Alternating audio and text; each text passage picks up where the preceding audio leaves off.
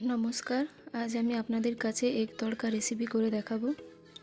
প্রথমে গ্যাসে কড়াই বসিয়ে দিলাম। কড়াইটা একটু গরম হয়ে এলে রিফাইন তেল দিয়ে দিলাম।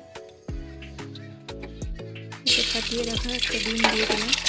ডিমটা একটু ভেজে নেব। নুন দিলাম। এরকমভাবে ডিম ভুজিয়া করি আমরা, এরকমভাবে ডিমটাকে ফ্রাই করে নেব।